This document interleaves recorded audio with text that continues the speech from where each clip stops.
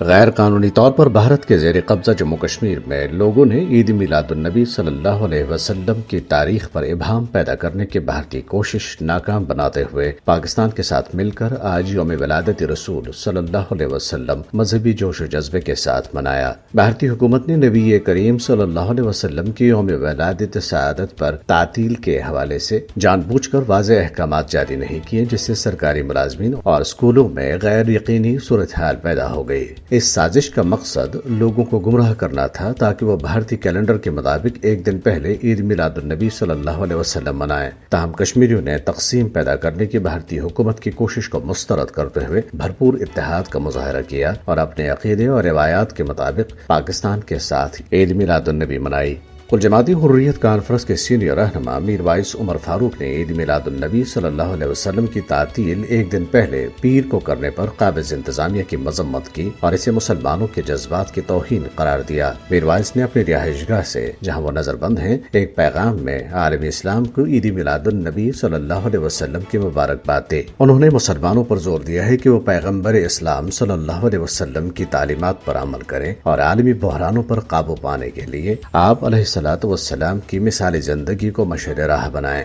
بھارتی حکام نے اسمبلی انتخابات کے پہلے مرحلے سے قبل مقبوضہ جموں کشمیر میں سیکیورٹی کے نام پر پابندیاں مزید سخت کر دی ہیں۔ پولنگ اسٹیشنز اور بوتھز کو محفوظ بنانے کے لیے بڑی تعداد میں سینٹرل آرمڈ پیراملٹری فورسز اور بھارتی پولیس کو تعینات کیا گیا۔ ستمبر کی 18 اور 25 تاریخ اور 1 اکتوبر کو ہونے والے ان نام نہاد انتخابات کو بڑے پیمانے پر تنقید کا سامنا ہے اور مقامی لوگ ان انتخابات کو متنازع علاقے پر بھارتی قبضے کو جائز قرار دینے کی مودی حکومت کی ایک کوشش کے طور پر دیکھتے ہیں۔ بی بی سی کی ایک تازہ رپورٹ میں کہا گیا ہے کہ مودی کی بھارتیہ جنتا پارٹی کو اپنی پالیسیوں کی وجہ سے جموں اور کشمیر دونوں خطوں میں شدید پریشانی کا سامنا ہے۔ بی بی سی کی رپورٹ میں کہا گیا ہے کہ کسی کو بھی بی جے پی کی کامیابی کی امید نہیں ہے، کیونکہ وادی کشمیر میں اس کی پوزیشن انتہائی کمزور ہے۔ دریاسن جماعت اسلامی مقبوضہ جموں کشمیر نے کشمیری عوام کے ساتھ ساتھ اپنے کارکنوں پر زور دیا ہے کہ وہ مقبوضہ علاقے کی مسلم اکثریتی شناخت مٹانے اور کشمیریوں کو بے اختیار کرنے کے RSS بی جے پی کے منصوبوں کو ناکام بنائیں۔